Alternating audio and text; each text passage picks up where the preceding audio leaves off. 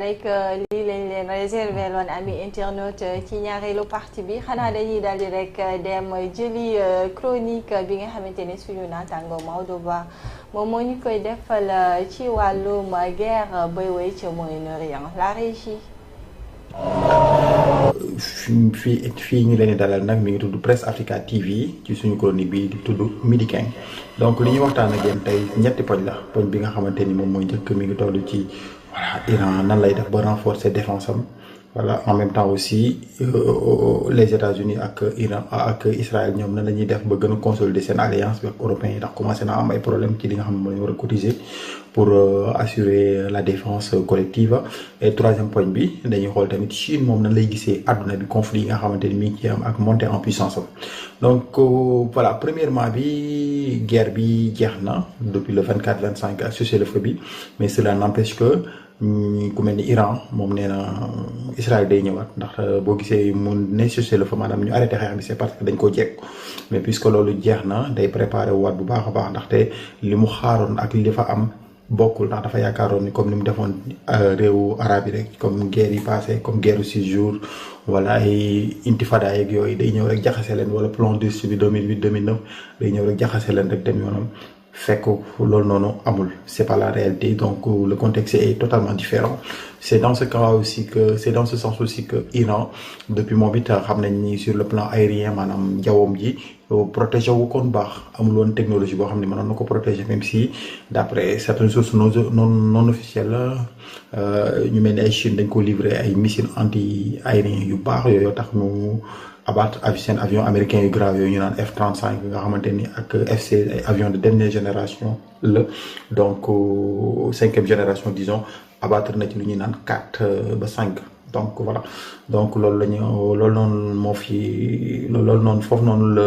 Iran toll moo tax Iran moom demoon na fu mel ni Russie ñoom xam nañ ñoom seen xarañte ndax boo xoolee adduna bi la première puissance militaire et économique ce sont les États-Unis, la deuxième puissance militaire c'est la Russie et la Chine et la troisième donc iraniens yi demoon nañ ci Russie ndaxte ñoom dañoo bëggoon lu ñu naan 50 appareils Su-35 bu ñu nee Su-35 ce sont des avions de combat très parfaits très perfectionnés à l'image de très performants autant pour moi à l'image des F-35 russes dañoo mën a xeex mën nañoo def escorte mën nañoo def patrouille mën nañoo def attaque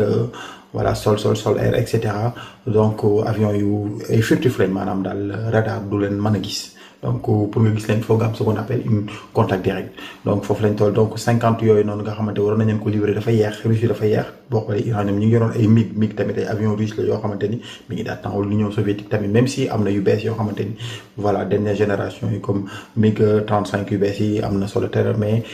adduna bi dépassé na leen technologie militaire bi dépassé na leen du coup l'Iran lu mu def dafa daw dem ci Chine nag da ko livré ay avions yu baax yu naan les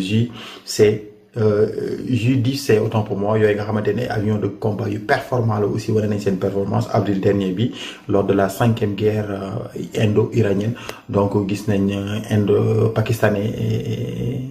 lors de la dernière guerre indo-pakistanaise je veux dire avril dernier donc te avion yooyu nga xamante ni ñoom la pakistanais yi doon xeexee gis nañ dañu def Rafale moom mooy avion de combat avion de chasse yu français donc dañu na bale en quelques minutes donc moo tax Pakistan gagné ce qu'on appelle la 5e guerre indo-pakistanaise donc loolu tax Iran tamit ne voilà xaaral ma dem ci technologie boobu ndaxte Rafale boo xoolee technologie bu avancé la français ñoom avancé nañ trop dans le domaine militaire en même temps aussi le coût était élevé de l'appareil qui est de 110 millions d'euros alors que bu dee avion chinois yi ñoo gën a mooy cher boo xoolee da ngay def 50 à 60 millions da nga ci am benn Iran mën na ko c'est une grande puissance en hydrocarbures donc voilà donc sa défense jar na ko ndax xam nañ ni guerre bi day commencer waat ndax Iran nee na day reprendre programme nucléaire am donc loolu lañ amoon ci xibaar yu ñeen taataanal foofu noonu sa Moyen-Orient donc bu ñu paree dañuy jàll si suñu beneen poñ bi moom mi ngi nekk ci OTAN voilà ay problèmes yi muy traverse actuellement ndaxte xam nañ ni OTAN déjà est engagé en Ukraine guerre Ukraine ba xam nañ ni Iran OTAN maanaam bu ñu nee OTAN moom mooy alliance militaire bi nga xam ne moom moo ëmb États-Unis ak pays européens yi voilà mais aussi d'autres pays ñoo xamante ni ci cadre l'OTAN lañ bokk donc pays yi nga xam ne ay Japon ay Corée du Sud et cetera donc c'est la même alliance donc li ñu ciy wax moom mooy problème bi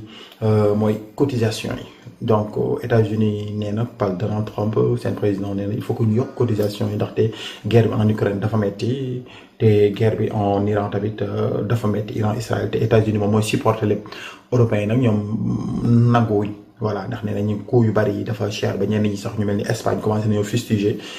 et Israël naan Israël voilà c'est un déstabilisateur la day amener guerre te guerre fu mu amee day am ce qu'on appelle instabilité économique mais États-Unis moom dafa bëgg di guerre États-Unis ba mu amee ba tey day guerre ndaxte guerre moo ko indi fi mu nekk guerre moo tax mu am seen indépendance les États-Unis contre les Britanniques guerre moo tax les États-Unis ñëw sur la scène internationale par la seconde guerre mondiale et la guerre froide guerre tamit moo tax États-Unis continue à maintenir son influence sa place de première puissance à travers le monde donc voilà loolu problème boobu noonu moom lañ fi am donc du coup donc ci looloo tax sax voilà nopp nu mu tudd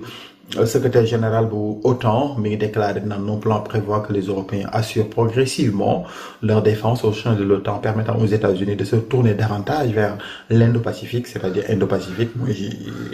mooy commandement américain bi nga xamante ni moom moo nekk en Asie du Sud-Est bien sûr entre l'Inde jusqu'en Extrême-Orient du coup voilà et ce qui fait que puisque les États-Unis s'engagent dans ce côté donc yi nga xamante ni da ko doon def en termes de défense stratégique vers l'Europe da koy wàññi progressivement parce que États-Unis dafa bëgg responsabiliser européen donc européens yi ñëpp xam nañ ni seen ñoom ils investissent beaucoup plus dans l'économie et cetera la défense collective mooy garantir seen sécurité mais avec la guerre en Ukraine cela moom wane na ni voilà c'est un peu compliqué il faut que tamit ñu engagé wu beaucoup plus te xam ngeen Donald Trump